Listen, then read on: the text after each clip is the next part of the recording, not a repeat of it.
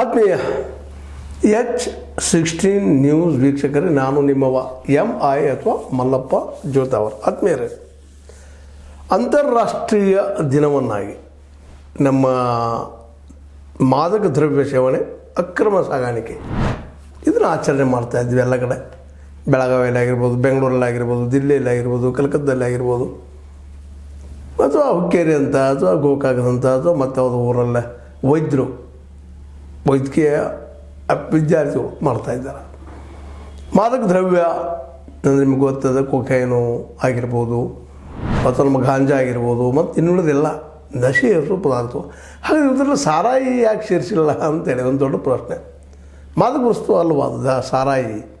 ಜೊತೆಗೆ ತಂಬಾಕು ಸೇವನೆ ಇದು ಮಾದಕ ವಸ್ತು ಅಲ್ವಾ ಅಂತ ಭಾಳ ಸಲ ತಲೆ ತಿಂದಿದ್ದದ. ಇದು ಮೋಸ್ಟ್ಲಿ ಇವ್ರನ್ನ ಬ್ಯಾನ್ ಮಾಡಬೇಕಾಯ್ತು. ಇವ್ರನ್ನು ಆದರೆ ಲಾಭ ಆಗ್ತದಂತೆ ಅವಕಾಶ ಮಾಡಿಕೊಟ್ಟಿದ್ದಾರೆ. ಆದರೆ ಈ ಒಂದು ಕೊಕೈನ್ ಆಯಿತು, ಜೊತೆಗೆ ಇನ್ನುಳಿದು ಹೇಳಿದ್ದೆ ನಮಗೆ ಜಸ್ಟ್ ಇವೆಲ್ಲ ಮಾದಕ ದ್ರವ್ಯಗಳನ್ನು ಬಂದ್ ಮಾಡಬೇಕು, ನಿಷೇಧ ಮಾಡಬೇಕು, ಕಾಳಸಾಗಾರಿಕೆ ತಪ್ಪಿಸ್ಬೇಕು ಅಂತ ಜಾಗೃತಿ ಮಾಡ್ತಾಯಿದ್ರೆ ಆರೋಗ್ಯ ಹಾಳು ಮಾಡ್ತಾ ಬಂದರೆ. ಹಾಗಾದರೆ ಇವು ಸಾರಾಯಿ ಮತ್ತು ತಂಬಾಕ ಇವು ನಮ್ಮ ಆರೋಗ್ಯ ಹಾಳು ಮಾಡೋದಿಲ್ವ? ಪ್ರಚಾರ ಸಾಕಷ್ಟು ಮಾಡ್ತೀರಿ ನೀವು, ಆದರೆ ಅದು ನಿಲ್ಲಬೇಕಾಗಿತ್ತು, ಅಲ್ಲಿ ನಿಂತಿಲ್ಲಲ್ಲ. ಮತ್ತು ಮಾದಕ ವಸ್ತುಗಳಂತೆ ಅವು ನಡೀತಾ ಇದ್ದಾವೆ. ವಿಶೇಷವಾಗಿ ಅದು ಮಧ್ಯಮ ವರ್ಗದ, ಮೇಲ್ಮಧ್ಯಮ ವರ್ಗದ ಇರ್ಬೋದು. ಅದು ಹಳ್ಳಿಗಳಲ್ಲೇ ಗಾಂಜಾ ಸೇವನೆ ಮಾಡೋದು ಅನೇಕರು ನಾವು ನೋಡ್ತಾ ಇರ್ತೀವಿ. ಗಾಂಜಾ ಸೇದಿ ಆರಾಮ್ ನಶೆಯಲ್ಲಿರುವಂಥವ್ರು ನೋಡ್ತಾ ಇದ್ವಿ. ಇವನ್ನ ತಡಿಬೇಕು, ಮಾಡಬೇಕು ಅಂತ ಇವತ್ತು ಜಾಗೃತಿ ಮೂಡಿಸ್ತಾ ಇದ್ದೀರಿ. ನಿಜವಾಗಿ ಒಳ್ಳೆಯ ಕೆಲಸದು. ಅದ್ರ ಜೊತೆಗೆ ನಮ್ಮ ಸರ್ಕಾರಗಳು ಇವತ್ತನ್ನು ಬ್ಯಾನ್ ಯಾಕೆ ಮಾಡ್ತಾ ಇಲ್ಲ ಅಂತ. ಬ್ಯಾನ್ ಮಾಡಿ ಸಿಕ್ಕವ್ರಿಗೆ ಕಠೋರವಾದ ಶಿಕ್ಷೆ ಕೊಡಲಿಕ್ಕೆ ಶುರು ಮಾಡಿದರೆ, ಒಂದಿಷ್ಟು ಜನರ ಶಿಕ್ಷೆ ಆಯ್ತು ಅಂದರೆ ಸಹಜವಾಗಿ ಒಂದಿಷ್ಟು ಕಂಟ್ರೋಲ್ ಬರ್ಬೋದೇನೋ ಅಂತ ಒಂದು ತರ್ಕ. ಜೊತೆಗೆ ಇದನ್ನು ವೈಜ್ಞಾನಿಕವಾಗಿ ಜನರು ತಿಳಿಸುವಂಥ ಕೆಲಸಗಳು ಆಗಬೇಕಾಗ್ಯದ. ಆಗ್ತಾಯಿಲ್ಲ ನಮ್ಮಿಂದ. ಯಾಕೆ? ಸಿಗರೆಟ್ ಪ್ಯಾಕ್ ಮೇಲೆ ಹಾಕಿರ್ತೀವಿ, ಡೇಂಜರಸ್ ಟು ದ ಹೆಲ್ತ್ ಅಂತೇಳಿ ಮತ್ತೇನೋ ಹಾಕಿರ್ತೀವಿ. ಆದರೂ ಜನನೂ ಬಿಡ್ತಾ ಇಲ್ಲ. ನಾವು ಅದನ್ನು ಮಾರೋದು ಬಿಡ್ತಾ ಇಲ್ಲ. ಮಾರೋದಕ್ಕೆ ಅವಕಾಶ ನೀಡ್ತಾ ಇದ್ದೀವಿ. ಮತ್ತು ಅದ್ಮೇಲೆ ಟ್ಯಾಕ್ಸ್ ಸೇರಿ ಮತ್ತಷ್ಟು ಕಂಟ್ರೋಲ್ ಮಾಡ್ಕೊಳ್ಳೋಕೆ ಪ್ರಯತ್ನ ಮಾಡ್ತಾಯಿದ್ದೀವಿ. ಇದು ನಿಂತಾಗ ಜೊತೆಗೆ ಜನರಿಗೆ ಅದನ್ನು ಮನವರಿಕೆ ತಿಳಿಸೋದು. ಇವರು ಎಜುಕೇಟೆಡ್ ಇದ್ದವರು ಈ ಕೆಲಸಗಳನ್ನು ಮಾಡ್ತಾಯಿದ್ದಾರೆ. ಹೆಚ್ಚಿಗೆ ಇವತ್ತು ನಾವು ಈ ಮಾಫಿಯಾ ಜನ ಅಥವಾ ಈ ಮಾದಕ ದ್ರವ್ಯಗಳ ಜನ ಸೇವನೆ ಮಾಡುವಂಥವ್ರು, ಈ ಕೊಕೈನ್ ಹೇಳಿದ್ರೆ ಜಸ್ಟ್ ಇಂಥವೆಲ್ಲ ಸೇವನೆ ಮಾಡೋರೆಲ್ಲರೂ ಎಲ್ಲ ಎಜುಕೇಟೆಡ್ ಜನನೇ ಇದ್ದಾರೆ. ಯಾಕೆ ಇವರು ಹಿಂಗೆ ಇದಕ್ಕೆ ಬಲಿ ಆಗ್ತಾಯಿದ್ದಾರೆ? ಇದು ನಿಲ್ಲೋದು ಯಾವಾಗ ಅಂತ. ಇದರಿಂದ ಕ್ಯಾನ್ಸರ್ ಆಗ್ತದೆ, ಮತ್ತೊಂದು ಆಗ್ತದೆ, ಎಲ್ಲ ಗೊತ್ತದ ಎಲ್ಲರಿಗೂ. ಇವ್ರು ತಿಳಿಯೋ ಶಿಸ್ತು ನಮ್ಗೆ ಯಾರಿಗೂ ಇಲ್ಲ, ಬುದ್ಧಿವಂತರು. ಅದರಲ್ಲೂ ನಮ್ಮ ಒಂದು ಡಾಕ್ಟರ್ಸ್, ಅದರ ವೈದ್ಯನೀಯರು ಇವು ಪ್ರಚಾರ ಮಾಡ್ತಾಯಿದ್ದಾರೆ, ಬಂದ್ ಮಾಡ್ರಪ್ಪ ಇದನ್ನು ಅಂತೇಳಿ. ಇದು ಬಂದ್ ಆಗಬೇಕಿದು. ಯಾಕೆಂತಂದ್ರೆ ಬರೀ ಕೇವಲ ಹೇಳೋದಾಗಬಾರ್ದು, ಪ್ರಚಾರ ಮಾಡೋಕ್ಕಿಂತ ಮುಖ್ಯವಾಗಿ ಇವು ಕಾರ್ಯರೂಪಕ್ಕೆ ಬರಬೇಕಾಯ್ತು. ಅಂದ್ರೆ ನಾನು ಈಗ ನಿಮಗೆ ಹೇಳಿದಂಗೆ ಮುಖ್ಯವಾಗಿ ಎಲ್ಲ ಪ್ರತಿಯೊಬ್ಬರಿಗೂ ಶಿಕ್ಷಣ ಸಿಗಬೇಕು. ಶಿಕ್ಷಕರು ಬಿಡ್ತಾರಂತಲ್ಲ, ಅದರ ಪ್ರಮಾಣ ಕಡಿಮೆ ಆಗ್ತದೆ ನಿಶ್ಚಿತವಾಗಿ. ಯಾಕಂದ್ರೆ ಎಜುಕೇಟೆಡ್ ಇದ್ದಂಥ ವ್ಯಕ್ತಿಗೆ ವಿಶೇಷವಾಗಿ ಏನಪ್ಪ ಅಂತಂದ್ರೆ ಅದರದ ಡಿಮೆರಿಟ್ಸ್ ಗೊತ್ತಾದಾಗ ಅವ್ರು ಸಹಜವಾಗಿ ಹಿಂದೆ ಸರಿತಾ ಹೋಗ್ತದೆ. ಮತ್ತು ಅವ್ರ ಎಜುಕೇಷನ್ ಅವ್ರು ಹಿಂದೆ ಸರಿಸ್ತದೆ. ಇದು ಅಷ್ಟೇ ಸರಿತದೆ. ಅದಕ್ಕೆ ಇದಕ್ಕೆಲ್ಲ ಮೂಲ ಏನಪ್ಪ ಅಂತಂದ್ರೆ ಪ್ರತಿಯೊಬ್ಬರಿಗೂ ಶಿಕ್ಷಣ ಸಿಗುವಂಥದ್ದು, ಅವುಗಳ ಸಾಧಕ ಬಾಧಕ ಏನು ಪ್ರತಿಯೊಬ್ಬರಿಗೆ ಮುಟ್ಟಬೇಕಾಗದ್ದು. ಇದು ಭಾಳ ಜನರಿಗೆ ಮುಟ್ತಾ ಇಲ್ಲ. ಹೀಗಾಗಿ ಭಾಳ ಜನ ಈ ಒಂದು ಮಾದಕ ದ್ರವ್ಯಗಳ ಒಂದು ಏನಪ್ಪ ದಾಳಿಗೆ ಬಲಿ ಆಗ್ತಾ ಇರ್ತಾರೆ. ಇದು ತಪ್ಪಿಸೋಗಿರೋ ಅದೊಂದು ತಿಳಿದು ಕೊಡುವಂಥದ್ದು. ನಾವು ಹೇಳ್ತೀವಿ, ಇಲ್ಲ ಈ ಔಷಧಗಳು ಬಂದಾಗ್ತದೆ ರೀ, ನಾವು ಕೊಡ್ತೀವಿ, ಸಾರಾಗಿ ಕುಡಿದು ಬಿಡಿಸ್ಬೇಕಾದ್ರೆ ಒಂದು ಔಷಧ, ಚಾಲು ಮಾಡಿಸ್ಬೇಕಾದ್ರೆ ಒಂದು ಔಷಧ, ಹಿಂಗೆ ನಾವು ಮಾತಾಡ್ತಾ ಇರ್ತೀವಿ. ಯಾವ ಔಷಧಕ್ಕೂ ಮನೆಯುವಂಥವು ಅಲ್ಲಿವು.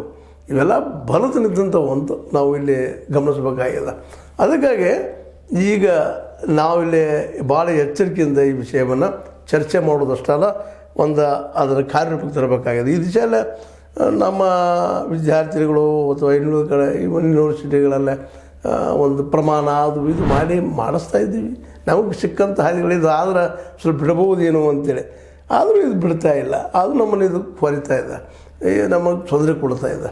ಅದಕ್ಕೆ ಕೇವಲ ಮಾದಕ ದ್ರವ್ಯ ಅಂದರೆ ಗಾಂಜಾ ಮತ್ತು ಕೊಕೈನ್ ಅಂತ ಅಷ್ಟೇ ಅಲ್ಲ, ಈವನ್ ಸಾರಾಯಿನೂ ಮಾದಕ ವಸ್ತುನ. ಯಾಕೆ ಬಂದ್ರೆ ತೊಗೊಳ್ಳೋಂಥ ವ್ಯಕ್ತಿ ನಿಧಾನಕ್ಕೆ ತನ್ನ ನರ್ವ್ ಸಿಸ್ಟಮ್ ಎಲ್ಲ ಏನಪ್ಪ ಹಿಡಿತು ಅಂತ ಕಳ್ಕೊತ ಹೋಗ್ತಾನೆ, ರೋಗಗಳ ಗುಡಾನ ಆಗ್ತಾ ಹೋಗ್ತಾನೆ, ಲಿವರ್ ಬಾಧ ಆಗ್ತಾ ಹೋಗ್ತದೆ, ಮುಂದೆ ಆಯುಷ್ಯ ಕಡಿಮೆ ಆಗ್ತಾ ಹೋಗ್ತದೆ ರೀ. ಮುಂದೆ ನಮ್ಮ ಮನೆಯ ಮೇಲೆ ಅದಕ್ಕೆ ಒಂದು ಕಂಟ್ರೋಲ್ ಅದು ಕಡಿಮೆ ಆಗ್ತಾ ಹೋಗ್ತದೆ, ದುಡಿಯೋ ಶಕ್ತಿ ಕಡಿಮೆ ಆಗ್ತದೆ. ಈ ಒಂದು ಎರಡು ಎಲ್ಲ ಹೇಳಲಿಕ್ಕೆ ಕಡಿಕೆ. ಅದರಿಂದಾಗೆ ಅನೇಕ ಮನೆತನಗಳು ಹಾಳಾಗಿದ್ದು ನಾವು ನೋಡಿದ್ವಿ. ಸಾರಾಯಿ ಕುಡಿಯುವಂಥ ಮನೆತನಗಳು ಎಷ್ಟು ಹಾಳಾಗಿಲ್ಲ ನಮ್ಮಲ್ಲ. ಅದನ್ನೆಲ್ಲ ಗಮನಿಸಿದಾಗ ಇವೆಲ್ಲನೂ ಸಾರಾಯಿ ಜೊತೆಗೆ ಇವೆಲ್ಲ ಮಾದಕ ದ್ರವ್ಯಗಳನ್ನು ಬ್ಯಾನ್ ಮಾಡುವಂಥದ್ದು ತಲ್ಲಾರ್ದಂಗೊಳಿಸ್ಬೇಕಾಗಿತ್ತು. ಕಾನೂನಂತೆ ಬೇಕಿಲ್ಲ ಅಂತಲ್ಲ. ಜೊತೆ ಅದಕ್ಕಿಂತ ಇಂಪಾರ್ಟೆಂಟ್ ಅಂದರೆ ಪ್ರತಿಯೊಬ್ಬರು ಶಿಕ್ಷಣ ಕೊಡುವಂಥ ಕೆಲಸ ಆಗಬೇಕು. ಪ್ರತಿ ವ್ಯಕ್ತಿಗೂ ಹೈಯರ್ ಶಿಕ್ಷಣ ಸಿಗುವಂಥ ಆಗಬೇಕು. ಶಿಕ್ಷಣದ ನಾವೇ ತೊಗೊಂಡ್ಬಿಡ್ತೀವಿ, SSLC ತನಕ PUC ತನಕ ಕಲ್ತ್ರೆ ಆಯ್ತಪ್ಪ ಅಂತಾರೆ. ಇರಲಿ, ಅದಕ್ಕಿಂತ ಮುಖ್ಯ ಹೈಯರ್ ಎಜುಕೇಷನ್ ಆಯ್ತು ಅಂದ್ರೆ ಇನ್ನಷ್ಟು ಸುಸಂಸ್ಕೃತ ಆಗ್ತಾನೆ ಮನುಷ್ಯ. ಇನ್ನಷ್ಟು ಈ ರೋಗಗಳ ಬಗ್ಗೆ, ಈ ವೈದ್ಯಕೀಯ ಜ್ಞಾನದ ಬಗ್ಗೆ ತಿಳ್ಕೊಂಡು ಇದು ಸರಿ ಇದು ತಪ್ಪ ಅನ್ನುವಂಥ ಡಿಸಿಷನ್ ಮಾಡುವಂಥ ಒಂದು ಸಾಮರ್ಥ್ಯ ಅಲ್ಲಿ ಬೆಳೀತದೆ. ಅದಕ್ಕೆ ಈಗೇನು ಜಾಗೃತಿ ಮಾಡ್ತಾಯಿದ್ದಾರೆ ಇಂಟರ್ನ್ಯಾಷನಲ್ ನ್ಯಾಷನಲ್ ಲೆವೆಲ್ದಲ್ಲ, ಈ ಜಾಗೃತಿ ಜೊತೆಗೆ ಅದನ್ನು ಬಿಡಿಸುವಂಥ ಇನ್ನಷ್ಟು ಕೆಲಸಗಳು, ಅದು ಕನ್ವಿನ್ಸ್ ಮಾಡುವಂಥ ಕೆಲಸಗಳು ಎಲ್ಲನೂ ಆಗ್ಬೇಕಾಗಿದೆ. ಅದ್ರ ಜೊತೆಗೆ ಈ ವಸ್ತುಗಳು ಈಗಾಗಲೇ ಬ್ಯಾಡದವಿಲ್ಲ ಅಂತಲ್ಲ, ಆದರೆ ಕಟ್ಟುನಿಟ್ಟಿನಿಂದ ನಡೀಬೇಕಾಗಿದೆ. ಯಾಕಂದ್ರೆ ಎಷ್ಟೋ ವಿಷಯಗಳು ಈ ಪೊಲೀಸ್ ಮತ್ತು ಆ ದಂಧೆ ಮಾಡೋಂಥ ಜನರಿಗೆ ಹೊಂದಾಣಿಕೆಯಿಂದ ಮುಚ್ಚಿ ಹೋಗೋದನ್ನು ನಾವು ಭಾಳಷ್ಟು ಅಲ್ಲಿ ನೋಡಿದ್ದೀವಿ. ಅದನ್ನು ಮತ್ತು ನಮ್ಮ ಜನಸಾಮಾನ್ಯರಂತೆ ಅವ್ರ ಕೈಗೆ ಸಿಗುವಂಥ ವ್ಯಕ್ತಿಗಳು ಅವರಲ್ಲ ಮಾದಕ ವಸ್ತುಗಳು ಮಾರುವಂಥವ್ರು. ಯಾಕಂದ್ರೆ ಅವ್ರು ಇದನ್ನೆಲ್ಲ ಮೀರಿ ನಿಂತಂಥವ್ರು ಇರ್ತಾರೆ. ಅವರು ಆ ಉದ್ಯೋಗ ಮಾಡುವಂಥವ್ರಿಗೆ ಬೇರೆ ಉದ್ಯೋಗ ಬರ್ತಾ ಇರೋದಿಲ್ಲ. ಹೀಗಾಗಿ ಇದೇ ಉದ್ಯೋಗ ಕಂಟಿನ್ಯೂಷನ್ ಮಾಡಿಕೊಂಡು ಇದನ್ನು ವಿರೋಧ ಮಾಡೋರು ತಮ್ಮ ವೈರಿಗಳು, ತಮ್ಮ ಜೀವ ವೈರಿಗಳು ಅನ್ನೋದನ್ನು ತಿಳ್ಕೊಂಡು ಪ್ರತಿ ದಾಳಿ ಮಾಡುವಂಥದ್ದು ಭಾಳಷ್ಟು ಇರೋದ್ರಿಂದಾಗ ಇದರಲ್ಲೇ ಸರ್ಕಾರನ ಮುತುವರ್ಜಿ ವಹಿಸಿ ಪೂರ್ಣ ಪ್ರಮಾಣದಲ್ಲಿ ಇದನ್ನು ಕಂಟ್ರೋಲ್ ಮಾಡಿದರೆ ಸಾಧ್ಯತೆ ಇಲ್ಲಂತಲ್ಲ, ಆದರೆ ಸಾಧ್ಯ ಮಾಡೋರು ಯಾರು ಅಂತ. ಅದ್ರ ಜೊತೆಗೆ ಶಿಕ್ಷಣ ಇನ್ನೂ ಹೆಚ್ಚಾಗಬೇಕು. ಹೌದು, ಶಿಕ್ಷಣ ಕಲ್ತವ್ರ ಅದು ಶಿಕ್ಷಿತರಾದವ್ರು ಹೆಚ್ಚು ಈ ಮಾದಕ ದ್ರವ್ಯಗಳು ಬಲಿ ಆಗ್ತಾರೆ ಅನ್ನೋದು ರಿಪೋರ್ಟ್ಗಳು ಬರ್ತಾ ಇದ್ದಾವೆ. ಆದರೆ ನಿಜವಾದ ಶಿಕ್ಷಣವ್ರು ಪಡೆದಿದ್ದಾರೇನು ಅನ್ನುವಂಥದ್ದು.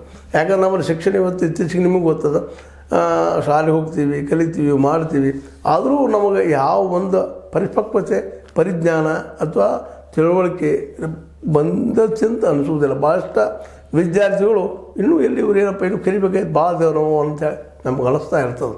ಅದನ್ನಲ್ಲಿ ಈ ಮಾದಕ ದ್ರವ್ಯಗಳನ್ನು ಅದರ ಸೇವನೆಯನ್ನು ತಡೆಯುವ ದಿಶೆಯಲ್ಲಿ ಸರ್ಕಾರಗಳು ಗಂಭೀರವಾಗಿ ಅವಳು ಪರಿಗಣಿಸಬೇಕು. ವಿನಃ ವರ್ಷದಾಗ ಒಂದು ದಿವಸ ಕಾರ್ಯಕ್ರಮ ಮಾಡೋದು, ಅಂತಾರಾಷ್ಟ್ರೀಯ ದಿನಾಚರಣೆ ಮಾಡಿ ಮತ್ತು ಮರುದಿವಸ ಕುಡಿಯೋದಕ್ಕೆ ಕೊಂಡಿರುವಂಥ ಕೆಲಸಗಳು ಆಗಬಾರ್ದಾಗಿದೆ.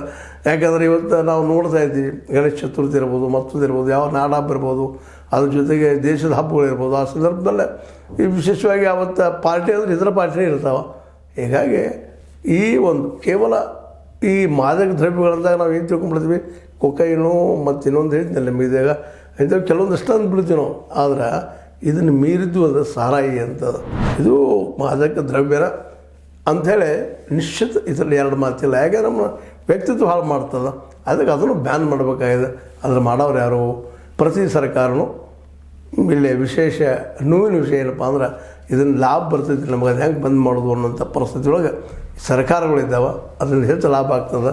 ನಾವು ಹೆಚ್ಚು ಸರ್ಕಾರದ ಒಂದು ಲೋಕ ಕಲ್ಯಾಣಕಾರಕ ಕೆಲಸಗಳಿಗೆ ಅಥವಾ ಮತ್ತೊಂದಕ್ಕೆ ಅನುಕೂಲ ಆಗ್ತದೆ ಅನ್ನುವಂಥ ಅವ್ರ ಭಾವನೆ.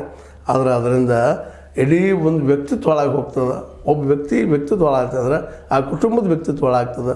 ಕುಟುಂಬದ ಬದಿಯಲ್ಲಿದ್ದಂಥ ಇನ್ನೂ ಕುಟುಂಬಗಳ ಮೇಲೆ ಅದು ಪ್ರಭಾವ ಆಗ್ತದೆ, ಸಮಾಜದ ಮೇಲೆ ಪ್ರಭಾವ ಆಗ್ತದೆ.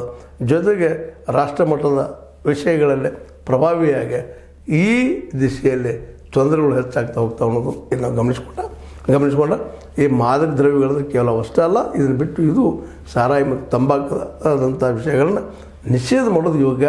ಕೇವಲ ಅವರಿಗೆ ಭಯ ಹುಟ್ಟಿಸೋದು ಅಷ್ಟೇ ಅಲ್ಲ, ಮತ್ತು ಇದರ ಬಗ್ಗೆ ಇನ್ನಷ್ಟು ಮತ್ತು ಹೇಳೋದಂದ್ರೆ ಶಿಕ್ಷಣ, ಸರಿಯಾದ ಶಿಕ್ಷಣ ಸಿಗುವಂಗೆ ಮಾಡಿದರೆ ಮೋಸ್ಟ್ಲಿ ಕಂಟ್ರೋಲ್ಗೆ ಅದನ್ನು ನಿಯಂತ್ರಣಕ್ಕೆ ಬರ್ಬೋದೇನೋ ಅನ್ನುವಂತ ಹೇಳ್ತಾ ಈ ಒಂದು ಪ್ರಯತ್ನ ಮಾಡ್ತಾ ಇದ್ದಾರೆ ಮಕ್ಕಳು, ಜೊತೆಗೆ ವಿದ್ಯಾರ್ಥಿನಿಯರು, ಈ ಅದರಲ್ಲೂ ವೈದ್ಯಕೀಯ ವಿದ್ಯಾರ್ಥಿನಿಯರು. ಇವೆಲ್ಲನೂ ಏನಪ್ಪ ಅಂದ್ರೆ ಒಂದು ಭಾಗ್ಯಗಳು ಅಷ್ಟೇ. ಆದರೆ ಇಷ್ಟು ಮಾಡಿದ್ರೆ ಬಿಡ್ತಾರೆ ಅನ್ನೋದಕ್ಕೆ ಆಧಾರಗಳು ಇಲ್ಲ ಅನ್ನೋದು ಅಷ್ಟೇ ಸತ್ಯದ. ಬಟ್ ಇದು ಪ್ರಯತ್ನ ಇರಬೇಕಾಗ್ಯದ, ಬಿಟ್ಬಿಟ್ಟು ಬೇರೆ ಅದಿಲ್ಲ. ಮನವರಿಕೆ ಮಾಡೋದು ಮನವರಿಕೆ ಮಾಡೋ ಜೊತೆಗೆ ಬಿಡಿಸ್ಲಿಕ್ಕೆ ಪ್ರಯತ್ನ ಮಾಡಿದ್ರೆ ನಿಶ್ಚಿತವಾಗಿ ಒಂದು ಒಳ್ಳೆಯ ಸಜ್ಜನ ಸಮಾಜ ನಿರ್ಮಾಣ ಆಗಿ ವಿಶ್ವದ ಒಂದು ಕೆಲವು ರಾಷ್ಟ್ರಗಳು ಇದು ಒಂದು ಮುಂದುವರೆದ ದೇಶ ಆಗುವ ಎಲ್ಲ ಸಾಧ್ಯತೆಗಳಿದ್ದಾವೆ ಅಂತ ಹೇಳ್ತಾ ಇದು ನಿಮಗೆ ಲೈಕ್ ಆಗಿರ್ಬೋದು. ಲೈಕ್ ಮಾಡಿ, ಶೇರ್ ಮಾಡಿ, ಕಮೆಂಟ್ ಮಾಡೋ ಜೊತೆಗೆ ಸಬ್ಸ್ಕ್ರೈಬ್ ಆಗೋದು ನಿಲ್ಸಿಗೆ ಹೋಗ್ಬೇಡ್ರಿ. H60 ನ್ಯೂಸ್ ಅರ್ಥ ಸಿದ್ದರಾಮಯ್ಯ ಸತ್ಯದ ಕೈಗಳಲ್ಲಿ ವಂದನೆಗಳು.